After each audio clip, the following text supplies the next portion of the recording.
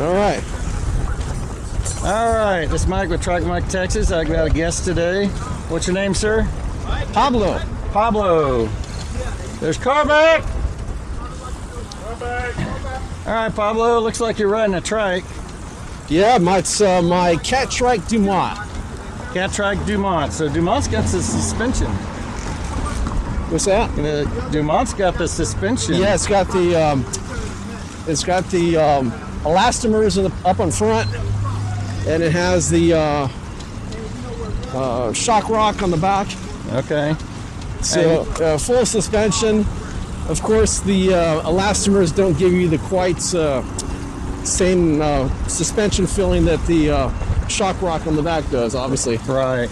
The elastomers are of a cushion polymer type of thing where they're compressed. And then you have the shock rock in the back, which actually has air, right? Right.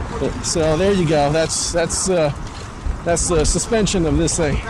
And then you got different gearing on the back too? I do. I have the Evola, and that is I think it's Nivola, and also it's called the Nuvinci. But anyways, it's a rear drive hub, and it's engaged through the right handle, and so what it does is it provides the extra gearing, and it's I guess you can say it's adaptable to the electrical motor of the Catrike. It was created mostly for a electrical motor, so okay, that's why it's compatible, and you find them pretty common wherever you have an internal hub for an electrical motor setup. I got you. And then you got a Bafang. Is that the Bafang up front? I do. I have. Oh, hey, how about that? We just lost something. Hold up! Hold up! Can we get across? No, we're good. Let's go right here.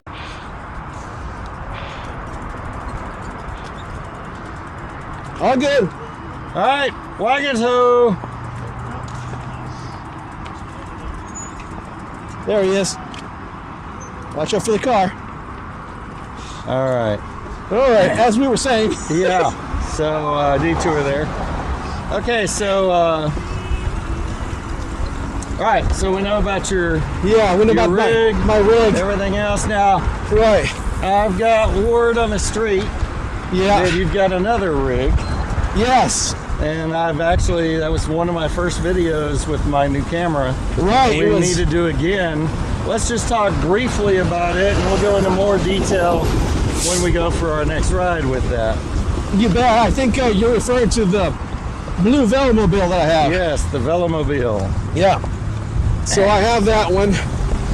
And quick story about that one was that I first got my Catrike, my Villager, back in 2014.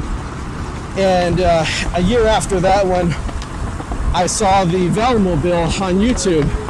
And I was like, wow, had I known about that, I probably would have gone the Velomobile first. Right. But it was a good thing because I learned a lot about the setup, the Tadfold setup.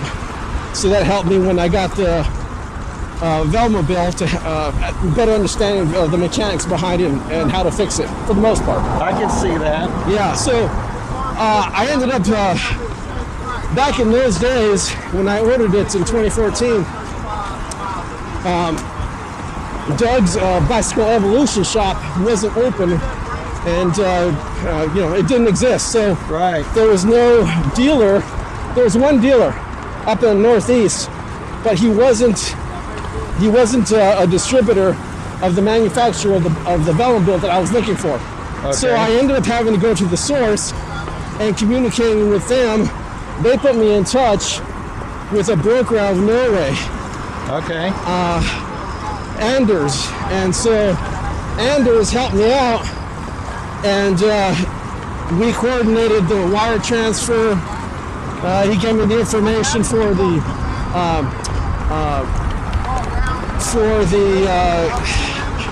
customs information. And so what happened is it ended up It was manufactured in the Czech Republic. Okay, that's where mine was manufactured. There you go. And then they put it on a plane, and it landed in LaGuardia. And then LaGuardia folks called me in the customs office, asked me a couple of questions, and then I had to pay a fee there. Right. And then they put it on a truck, box truck, and then delivered it to my house. Wow. So I've been riding with Doug Davis. Who I met at the Blue Bonnet thing. Right. So I've been riding with that guy for quite some time, off and on, and then when he opened up his shop, another guy that was riding with us at that time, Daniel, ended up getting a Velomobile from him, so all three of us would ride once in a while when we could.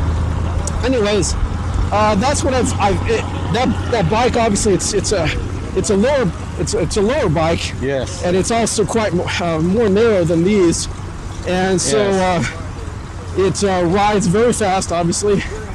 And it's made of fiberglass with a carbon fiber frame.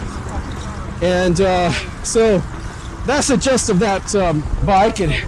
It's street legal, and I got my own YouTube channel on that. So yeah, Blue Paloma Velomobile. Yeah, Blue Paloma, Paloma. There you go. Yeah, Paloma. You can look that up on YouTube. Yeah, tongue twister on that one, right? So anyways, that's what I've been doing, and in that YouTube channel, obviously, I have these rides as well recorded. Right. I've seen a couple of these. Right. You're my competitor. That's right. And then also my Facebook page, which is the Plain No Lowriders. Right. Where I document a lot of our rides and put them there as well. So yeah, I always enjoy the videos. Right. And enjoy the rides. Right. It's great to know a guy like you, Mike, who appreciates the vlogging, right? To vlog all this information, so that, I mean, the main thing is to share it with other bicycle enthusiasts and to make this more common, right? Well, a lot of people don't know about trikes at all. No, they don't. And you know, my cousin, who I did one of these interviews with, she never even seen one. Right. And not that she's a avid biker or nothing, but I drug her out there. You know, anybody can do this. They don't have to have been a biker for years and years. Right. And the pricing now is very well the same as some of these mountain bikes, which are going for like $6 to $7K right off the bat. Yeah. No, I'm you know, honestly, the money, it's an investment in yourself. Right. Oh, no doubt. And it doesn't matter if it's $1,500 or $10,000. It's an investment in yourself.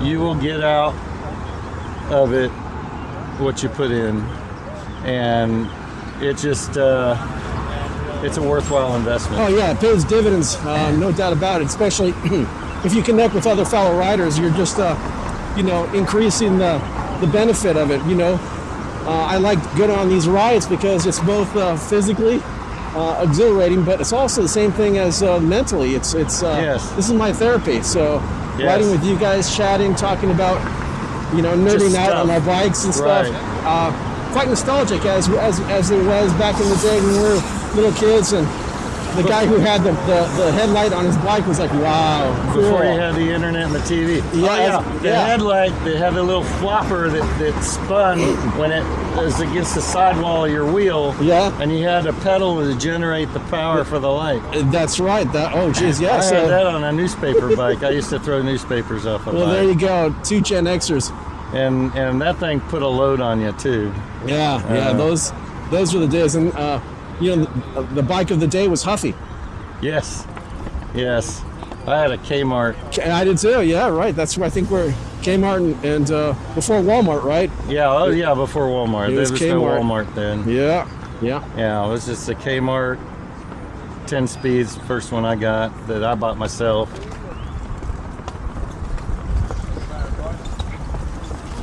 think it was $54. Oh yeah, back in the day, right? Yeah, 70s. If you bought a bike for $100, boy, that was something else. That was a lot. That was a lot. Yeah, I knew a kid had a $70 bike, and it was just like the bomb compared to mine. Right, right. And as I was growing up, then that's when, in the early 80s, is when BMX came out really popular, right? Onto the scene, and kids were getting bikes, they were riding to school. They were like $300, $400. Right. And they were made out of titanium and other metals. They were so light. But back in the day, that was the state of the art. Oh yes, it was. All right, Pablo. Well, I appreciate the chat, and I'm not sure if I'm still going up there. I'm sure I am, but we'll do it again with that Velomobile. Yeah, definitely. Looking forward to it. And we'll talk to you later. You bet. Appreciate it, Mike.